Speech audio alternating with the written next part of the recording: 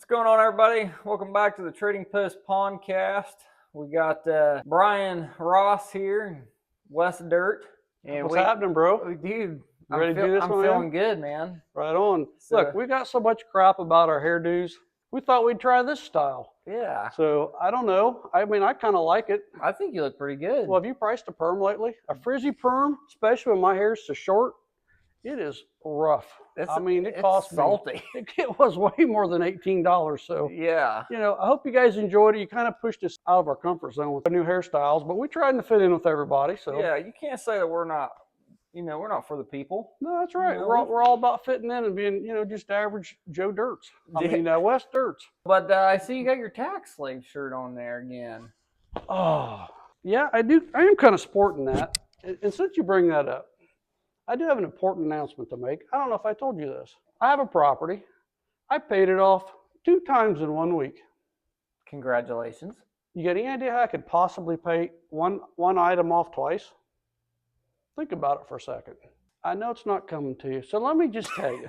Not only did I pay the bank the last payment on one of my buildings, by gosh, I had to go down and pay the state another $15,000 so they'd let me keep it till this fall so I can pay them another payment. Oh, the property tax. Oh, it's freaking fantastic. I know some people that work down at the county. This has been about 1.5 years ago. Told me that the state told them everything up here is underassessed and they need to do something about it. It is a freaking rigged criminal system when you can decide, hey, let's raise the assessment so we can get more money. And the good news is I got my new next year's taxes already. This building is 1 year older and the assessment went up $140,000. We've done, and just to clarify, it's not like we've put on a new roof, put out a new anything. Drive. Yeah, it's the exact same building that was. Yeah, it's insane. And they can't. So some people might say, "Oh, well, you repaved your parking lot." Nope, but all the same. That's the exact same. And let me just say, we don't want to be political. There's a million places. Nobody cares about my political viewpoint, although I'm happy to share it. They have never found a spending program they don't like. They've never stopped raising taxes. And my freaking taxes just keep going up and up. Shame on you people. Yeah. I swear, I've tried to reach out, trying to get them to call me back because my health insurance, I don't know who they think can afford that. Yeah. They will not call me back. They will not email me back. So, you know what? I don't know. That's enough on the politics. But it is time the American people woke up. None of these people care about us. And they're going to take till they can't take no more. Well, think about it. They tax every dollar you make. They tax Numerous every dollar times. you spend. Yep. They tax your property just for living there. Yep, you never own anything. Yeah, if you don't pay your property taxes, what happens? Yeah, they come and take it. It's shameful. You can't even drive on our roads without getting taxed. Well, the alignment companies like it. They tax you with gas. They tax you with tolls. And they wonder why nobody ever gets ahead.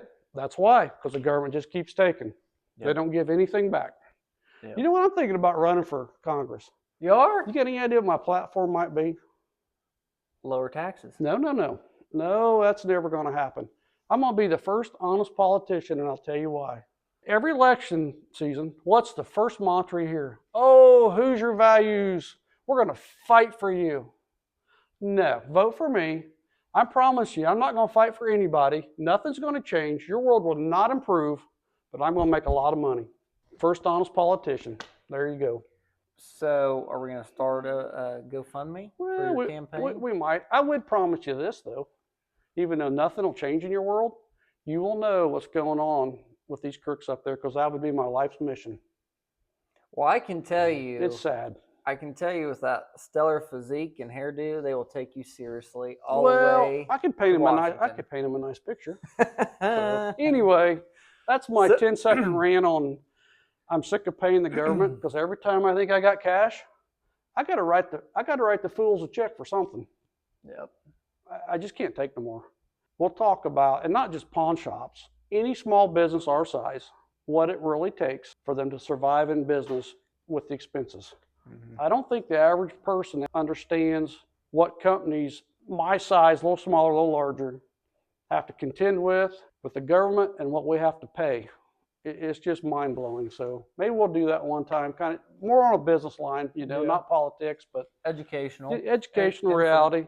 But anyway, if I'd have just paid all my taxes, we'd be good. But yeah, once again, my bank account's got nothing in it. So Anyway, I don't even remember now what was we talking about tonight. Well, do we have a plan? We do have a plan. Okay, lay it on me. We're going to talk about trends. What I mean by trends, not hair trends. I get kind of used to this actually. A little bit in my eyes, but it ain't bad. Yeah. So like in business, you have to keep an eye on trends, the ups and the downs, the seasonal flows. Well, like staying with the times. Staying with the times. Yeah. And it's not just pawn shops, it's any business. Think about, we talked about Montgomery Ward's was in the 1870s they started. I don't know when Sears started, but when I was young, I loved tools. And I told the lady at Sears, my goal in life is to pay my Sears credit card off one time. Unfortunately, they went out of business, so I've made enough payments, I don't owe any money. There's two major examples of companies that didn't change with the times. Yeah. Didn't front run what was going on. Yep. And it is especially true in our business. What you would point out that as far as trends, price points, what we used to take, what we don't take now. Yeah. What we might take next week that we didn't take last week. We've mentioned before in previous podcasts about like DVDs and Blu-rays. That'd be a real obvious one. Blu-ray players, DVD players. Yep. We had racks of them. Sold hundreds, if not thousands of DVDs, Blu-rays throughout the year. A year. And now everything's gone to streaming. People can get it on their phones. And really, it's almost become like a collector's market. Yeah. The average Joe is... Joe Dirt. The average West Dirt is no longer watching their media on DVDs and Blu-rays. They're all streaming it. That was one. You know, in the last several years, gaming computers have really taken off. Power tools. Yeah, air tools are obsolete. Yeah, air tools you can't really give away with the new battery-powered stuff. Yep. You know, that is a good one because it seemed like for a lot of years you had your tower, then everybody went to laptops, okay? Laptops died off and tablets come in. Yep. Now tablets have died off, cell phones have come in. Yep. And now we're back to the gaming PCs. Yep. Wouldn't you agree with that? I agree with that. You know, when the esports guys, the Halos, the Call of Duty, the Fortnite tournaments transitioned to computer, that really changed things. A lot of people, they don't want the Xbox, they don't want the PlayStation, they want what the esports guys are using. They're now on gaming PCs. Well, I don't know. I don't play any of them. PS2, James Bond, that's pretty cool. Last thing I ever played. But even as a novice that doesn't play, let's back clear up to the Wii's. At one time, Wii's were super hot. Yeah. Then they got down to we were selling them fully refurbished for what, $19.99 or $29.99? $29.99. They've kind of dried up. So now they're back up to, I don't know, $80 or $90. Yep. For a while, the Xbox systems, top dog, couldn't give anything else away. That changed for a year or two. PS4s wouldn't stay on the shelf, and you couldn't give an Xbox away. And now we're back to selling PS4s, 60 to $65. $65. And we got a bunch of PS4s and PS5s, but I can't keep an Xbox on the shelf. Yep. And I don't have a reason for that because I don't play them, but Xbox did some changes to their Game Pass where you can, like, once again, that's something else that we're keeping our eyes on. A lot of the video games are going digital downloads. Right. Or things like the Xbox Games Pass where you can basically pay a monthly subscription. You get new games every month and then games cycle out. That's a cool way, though, because you go to Walmart and pay $60 for a game. Yeah. In 6 months, you're going to come in here and you'll be lucky, or even on eBay, if you can get $10 out of it. Yep. So that wouldn't be a bad deal. I can understand why you would do that. There was a time where Battlefield 1 was like the gold standard for Battlefield games. And that was a $20 game, and it went to the Xbox Game Pass. Now it's a $1.99 game. Right. You can play it free. You know, the other thing with trends is sometimes it's not years, but it's within a year. Correct. Yeah. So like right now, the hot stuff is anything lawn and garden, weed eaters. Well, is that a trend or is it more seasonal? I would almost think that'd be more seasonal than trendy, but I think you could argue that. I guess I'm kind of lumping them in the same category. I guess it's trendy to mow your yard. Well, I mean, at $5 a gallon of gas. Yeah. Thanks, El Presidente.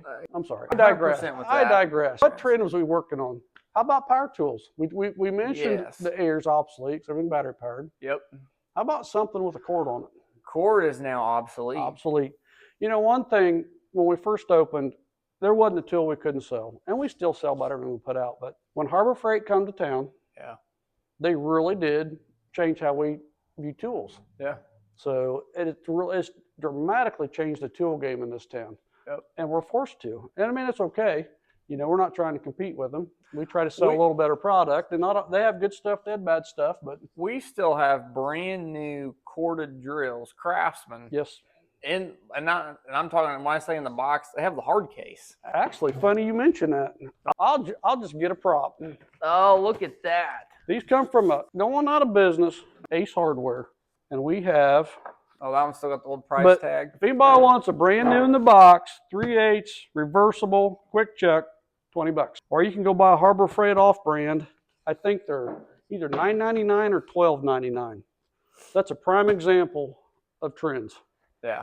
So there you go. And it's not just corded as an electric. The pneumatic is the exact same way. You mean like air tools when Air you say tools. pneumatic? Yeah. Is that what you mean? I'll give you a good example. I've been re-roofing my house. Lost my roof in one of the storms. But I'm using a DeWalt battery-powered roofing gun. Super slick. I don't know why anybody would ever go back to pneumatic. Well, you're not tripping over cords and hoses and they're not pulling that extra weight. Yeah. You have to stay on top of that stuff. Even as trends, though, you know, when we first opened radio, you know, newspaper, advertising, every aspect of the business has changed. I mean, I'm not real excited about some of the things we do, but, you know, like. Well, this what we're doing here is marketing. Is that what we're doing? Well, we're talking about broad categories here. Okay. But advertisement, you know, I don't ever listen to the radio. I don't either. I put on a podcast. I put on a YouTube video. I don't listen to the radio. I can't stomach commercials. Me neither. But traditional radio ads, that's dead. So's print. I don't. Is there a newspaper still running? I think they do weekends. I couldn't tell you. That is one thing that has just Facebook become a trend, and now it's beyond Facebook. Was it Twitter? TikTok. So what's is that where and that's where you DM people? Well, yeah. TikTok, Facebook, X, Y, X. Yep. Instagram. Well, before Facebook was MySpace. What? Yeah. MySpace, and then Facebook came on. Never heard of it. And totally took out MySpace. And then I think Twitter came along next. And I think Facebook launched Instagram as kind of as a direct competitor. And now today we have TikTok, which is everyone's trying to mimic TikTok. Another thing too, let's remind people, we do have an Ask the Owner segment, and we do give some door prizes away if we pick the questions. Make sure, you know, even if you don't like us, leave a question for us. You know, as long as it's within reason, we'll try to answer it. I don't know what there's not to like about us. Huh. But you do bring up a good point. We do have some comments and some questions. Somebody had asked us, do you guys buy card collections or Funko Pops? The answer is yes. Is there any more to that question? I'll talk about that for a minute. So, Funko Pops. No, you're right. We don't. Those are the ones in little boxes. This ties into trends. Yeah, there you go. Perfect. Yes. Because we bought some new and we still have them. Yes. So Funkos, there for a while, I mean, those things were the craze. I mean, everybody was buying Funkos. I have a subscription up at a comic shop in Fort Wayne, and for a while they were the biggest distributor of Funkos in Fort Wayne. It'd be like Funky Pops? Well, kind of like bobbleheads. They're kind of like the modern bobblehead. But I had a conversation with the owner, and this was like probably 2.5, 3 years ago. And I said, you know, I just don't see Funkos lasting. I said, I think Funko is like a Beanie Baby. And his argument was, oh, no. Funkos are going to be around for a long time. They have licensing that nobody else has. There's certain animes that only Funko has licensing to. And I just said, you know, I don't know. There's no secondary value to a Funko Pop. It's only good for setting it on a shelf and looking at it. How does that differ from a Pokemon card? Well, it's got no value to set on a shelf and look at it. No, you can play a card game with it. Oh. It's kind of like a comic book. You can read a comic book. It has a story to it. Yeah, but you won't let me read it because it's a 9.0 and we can't open it. Well, sometimes you got to seal it away. It's like the Declaration of Independence. What's that? That worthless document we don't use anymore. Oh, I digress again. But so the answer on the Funko Pops is where you don't buy them like we used to. Large collections came in, we'd buy them. Now we look them up individually. If there's one that has individual value, maybe it's a chase or it's a autographed or hard to come by, we will buy those. But the day of buying blanket, $5 Funko Pops, I pay $2 and I set them on my shelf for $5. Those days are gone. They still sit on the shelf. Because they still sit on the Another shelf. prime example would be die-cast NASCARs. Yes. Back in the day, I can't remember who originally manufactured them. Somebody leave it in the comments. When Dale Earnhardt died, all these guys swooped up anything that had a number 3 on it, okay? And in the last 4 or 5 years, the value of them have become worth basically nothing. Yeah. NASCAR went to making in bulk, basically. Okay. You NASCAR guys will know exactly what I'm talking about. When they started pumping it out like that, it really down the road made them become worthless because they were everywhere. Yeah. So a lot of the guys I knew a couple of guys that bought the NASCAR Dale Earnhardt stuff right after he died. The next week they went in and cleaned the parts room out. They waited too long to sell them. Yeah. There's one thing, and kind of ties back in with the trends. Yep. You got to remember it's generational. Yeah. Okay. It's kind of like some of our older self-defense items that we sell. A lot of them have dropped 15 and 20%, just like NASCAR's dropped way more than that. Yeah. Or your Funko Pops. The generation that's coming up now, they don't know who Dale Earnhardt was, and they don't care. They wouldn't pay you anything for it. And it's the same with antiques. Yep. And the other side of that coin, what used to you think was rare, get on eBay, Amazon, whichever one you pick, and there's pages of them. Buy one, ship it to your house. Yeah. So that all ties into that. That question also asked cards. Cards is a great example. During the 80s and the 90s, that's what everyone calls the wax pack era. It was so popular. Baseball was so big. Basketball was so big. Everybody and their brother was making these cards, printing millions and millions of them, and 98% of them are worthless today. I have Barry Bond rookie cards over there in the case for like $4.99. I have a Ken Griffey Jr. rookie card over there for like $9.99. Ken Griffey Jr. is not Ken Griffey. I hate to tell you. Yeah. Back when the Big Red Machine, they were the Big Red Machine. Yeah. And talking about trends, back in the 80s and 90s, baseball was the number one sport. Mm-hmm. What is it now? Soccer? In America, it's definitely football. Well, but worldwide, I'd say soccer. Mm-hmm. I'd say worldwide, it's soccer. But I would say as far as American football is America's sport. You have to be super careful on buying card collections because somebody can bring in a box and there might be 5,000 cards in there. And just because there's 5,000 cards in there and you say, well, if you do the quick math, $1 a card, well, there's $5,000. You might be lucky to get $100 out of that box. Yeah. And I can tell you from experience watching him do it, extremely time consuming. Yes. He might spend an hour looking through a box, tell someone you got $8 here. Yeah. It's not a good business venture. It kind of goes back from our previous podcast where if you bring a pile of collectibles in, part of it's going to be, sometimes I don't care what it's worth on eBay, online. This is my market. Yep. This is where I'm going to initially try to sell it, and it's worth whatever I can get out of it in here. Yeah. It may be way less than it is online, but the amount of labor it takes, and we've talked about this ad nauseum, to go through everything and sort it, clean it, package it, put it online and sell it and pay all the fees. There's a lot of items that just aren't worth that. If you don't like our price on something, we could talk for an hour about the numerous reasons why we might be where we're at on something. I've had guys, especially back in my other department, come in and I could tell they wanted way more than I was going to be able to help them. I just tell them, I can't help you. Yeah. They didn't want a loan. They just wanted to get rid of it. And they'd say, come on, give me a price. I said, dude, I don't want to give you a price. I want to be friends. I can't get you where you want to be. Mm-hmm. And they would keep on me to finally throw out a price. Then they get all mad and redneck because I lowballed them. It's like, dude, I just told you I can't help you. So, that's all stuff that we kind of have to think about as we're trying to do a deal as fast as we can. And sometimes it doesn't come out right. And I'll tell you too, like on cards and comics, I've done enough of them to know if like a card is not penny sleeved in a top loader, nobody's interested. They walk by a box and they see a box full of unsleeved cards. The thought process is that's all junk.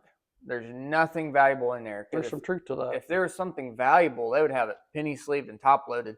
It's the same thing with comic books. If it's not bagged and boarded and it's just a box of, dollar comics or $5 comics, people are like, there's no value there. Because if they were valuable, they would be bagged and boarded. I'm not even into them. And when we're out all the different flea markets when we're out of town, I guess in the back of my head, I won't even flip through a box and I don't even know what I'm looking at. But that is extremely true, even if you don't realize that's why I don't even stop and look at a big box of them. I might stop and look at a couple that are graded or Yep. in the plastic, which is kind of crazy. There might be a gem, in the box, but yep, it's a perception, but we know there's a perception there. We know it helps sales to top load it or bag and board it, but that takes labor time. It doesn't necessarily make it a lot more valuable either. Correct. It just makes it sellable. So, and correct. That is true with a lot of different product in the shop. Keeping up on the trends of the product in the shop. I mean, inventory control is a small business's biggest nightmare. You got to keep your products turning. You got to keep stuff in people are interested in. And a lot of times stuff sells good, we sell out, and for whatever reason, we just forget about it. We don't even think about ordering more. Yeah, there are times it's like, wow, did we sell all those? Mm-hmm. Man, I guess we need to order those. And then the next time it's like, are we ever going to sell any of those? Maybe the next time you can talk in depth about comic books and to get them graded. Mm-hmm. Maybe you can spend a few minutes on the next one and talk about the cost, how that works, how you determine which grading company. Yeah. Maybe we can talk a little bit. We've sent a handful of coins in. Yep. We get a lot of graded ones in here. Yep. And how some of them it really enhances the value, and some of them it's just kind of a give me, hey, buy me thing, and there's not any really extra added value to it. Yeah. We could spend an entire episode talking about the different avenues of grading's a scam. Grading helps get the value of a book or a card or a coin. Grading's not a scam. Yeah. It's a gamble. We sent some paper currency in. The grading was terrible. My customer was irate. I don't know what they were looking at. To me, they look pretty pristine. Yep. But that's the gamble you take when you send them in. We'll put that on the docket for the next trip instead of politics. Maybe people will be more interested in that. Yeah, we can do that. And I won't be excited about property taxes again until the fall. So we'll revisit property taxes in the fall. I just do want to close that section out. So yes, we do buy Funkos. Not very much. But not very many. We have to look them up. It's a case-by-case basis. Cards, we do buy cards, but there again, it is so much easier when it's graded. Well, if it's graded, then you have something valuable. You can instantly pull up comps, comparable sales. If somebody brings me in a box of 5,000 cards, I'm not your guy. Knowing what it's going to take to go through it. Yeah. You might get 10 cents a piece or something. Yeah. It's kind of like wheat pennies. When we first opened, didn't have a lot of customers, had more time. I'd pay 2 cents a piece and sell them for 3. I'd take time to count them, look at them. Now, I don't ever look at them. A big bag of them comes in, I'll just kind of decide, looks like a $30 bag, I'll give you $25. There might be a 1909 SVDB in there, which is worth $1,500 to $2,000. I will never know because I'm not going to look. Yep. I just don't have the time. And that's the same with the cards, the Funko Pops, the comic books. Yep. At some point, it's just not worth it's labor intensive. This is a labor intensive business. When we kind of talk about how business works, we might do a part of it on what it really takes to run a shop this size. I mean, we run anywhere from 10 to 15 employees. Some days we got not nearly enough, and some days we got a couple extra. But I would definitely say that we are not like the TV shows where we just have an expert for every single category. But I will say here, really? Our store motto, no actors, no experts. I'm more of an expert on comic books than I am cards. We would be much more inclined to buy a large comic book collection than we would a card collection. It is fascinating when you start talking about this is the first cover of artist Joe Schmo, and I don't get it. We had some other comments and questions, I think. Yeah, we do appreciate everybody's comments and questions. We get more comments than questions, but we appreciate both. Yeah. Do you want to talk about how you price the collection or do you feel like you Pricing's a good point. We could clarify that a little bit. So, like I mentioned on the Funko Pops, we look them up on eBay. Under sold listings. Sold listings. Because you can list it for whatever you want. Exactly. Or you can Google Lens it and it'll tell you, oh, that penny's worth $1,000 where you can get it online and buy 5 of them for $1. Yeah, good point. I had somebody come in this week. They had a early 1900s Mercury dime. And they said, oh, because this one has an S on it. Google Gemini told me this is worth $1,000. Pulled it up on sold eBay listings. There's at least 25 in the last month that has sold for $6 or less. There again, eBay's changed the equation, just like on antiques, of what values are. Because now there's pages of them, and they'll ship it right to your door. Yeah. I don't care what you look up, that's almost always the case. There's also, there's tons of resources out there now that, because of the internet, it's kind of like comic books. There are places like Go Collect, Key Collector. I mean, there are apps that you can scan the photo of a book or scan a card, and it instantly pulls up all the information. I mean, there's tons of assets available out there like that, that if you're trying to do a quick, okay, you bring me in a run of Iron Man. I pull up on Key Collector, what's the most valuable Iron Man comics? Oh, issue 1, issue 42, and it just runs through it, and I can quickly flip through. So there's resources out there that we're familiar with. Instruments we utilize like reverb. You mean like fake guitars? Yeah, like fake guitars. For our self-defense department, we have a couple guys that really have some good knowledge. Yeah. Military knowledge. We've done a segment with Steve, kind of see how that went. And I really would consider him an expert. He's very much so. His bowl of knowledge is unbelievable, and the stuff he comes up with, it is cool. I don't care if you like military or not. And it's not all military. It's all vintage. It's all history. And he's agreed to do a lot more segments with us, so look forward to that. Yeah. Really interesting stuff you'll never see anywhere. Dave is an excellent resource on jewelry and gold. He's my scrap gold buyer. We do a lot of coin stuff together. Yep. He has a wealth of knowledge on the coins. He's been doing it since high school, and I'm not going to tell his age, but he's probably in his, I don't know, early mid-60s, I guess, which ain't that old. Actually, that don't sound too bad. So, some things we do phone a friend on, get some input. Occasionally. When a large collection comes in, and this is true anywhere, whether you come to us, whether you go to any shop, time is money. And instead of sitting there saying, okay, I'll give you this for this, I'll give you this for this, this for less, we try to do quick math in our head of, I'll buy the whole pile for this. Because it saves a lot of time of, well, I want 50 cents more on this. Or, well, a lot of times you don't sell half the pile anyway. Correct. When you're done, whatever's left, you put it in bulk and sell it for one money. Correct. And the other thing, too, we're kind of stressing about the labor, but bring your stuff in. We're more than happy to look at it. Oh, yeah, that's our job. He'll spend the time to look at it, even if it's not cost effective. That's not our point in this. We're just kind of explain to you sometimes how we come up with the dollars. That's kind of like card collections. I bought a card collection a while back, and I went through and I knew there's about 3 cards in there that I could sell and get the majority of the money back. And so sometimes we might look at, okay, I know these items will sell, but I know these items are not going to sell. They'll be here for the estate sale. Mm-hmm. And you have to factor that in on your numbers too when you're looking at it. Do we cover that? Yeah, I think we pretty much covered pricing. What is an item you regret not buying? Oh my. You should tell me these beforehand so I can think about it. Should have bought the box condoms. I could have got a sweetheart deal on them. Sweetheart deal. Never know when you might need one. That's right, I guess. That's our answer? That's my answer. Okay. I mean, You think about that for next time. You'll have to remind me to think about it. Do regular customers get better deals? I have my answer. What's your answer? Then I'll see if they match. You talking about regular customers or frequent flying customers? We'll say customers that have a good pawn history or regular customers that buy a lot of merchandise. That's an easy one.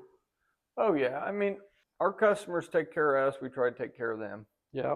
We always try to treat everybody good. But yes, if someone spends a lot of money in here, they're going to get a better deal than the guy that bought a couple of DVDs and maybe a $90 TV. And as far as the pawn goes, if you pick up pretty much everything you bring here, I've mentioned in one of the other videos that I'll loan on a box of dog biscuits if you pick your stuff up, because I'm not worried about it. It has bit me a few times letting people kind of do what they want to do.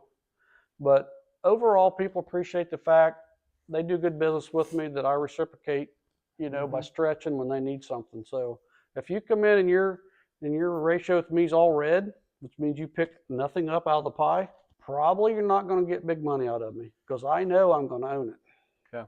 The now am I going to own it? It's going to sit there for 3 months so I can put it out and sell it. So I'm going to be like Trump. It's beautiful. I'm going to give you a beautiful loan, the most beautiful loan ever. Oh, I digress again. I'll tell you one of my pet peeves. One? And I think you'd agree with this.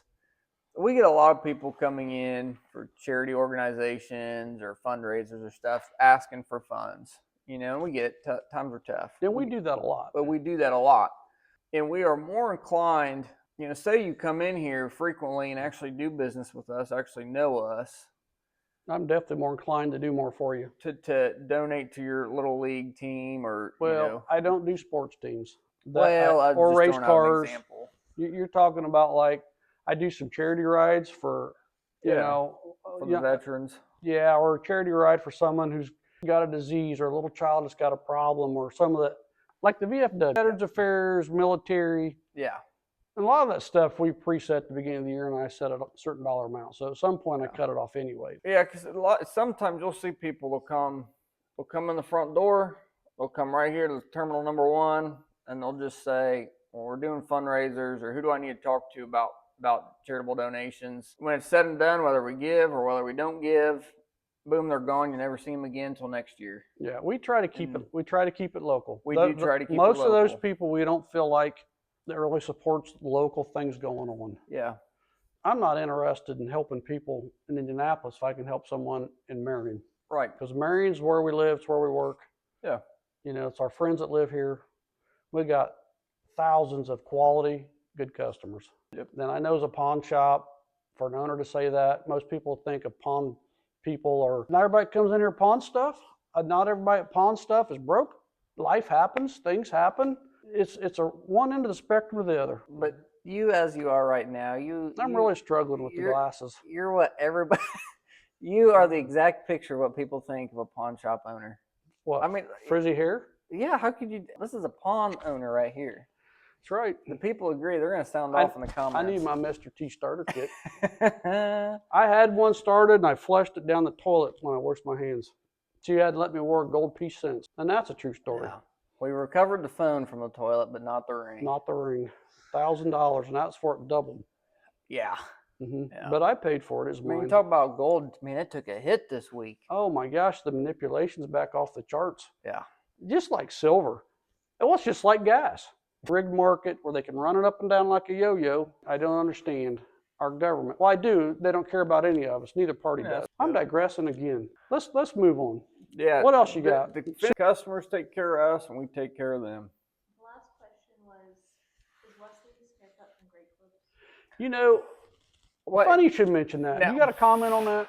Because we do have a Doofus of the Week segment coming, and we have a winner. All right. We'll get into it. All right. So first of all, I don't want to mention names.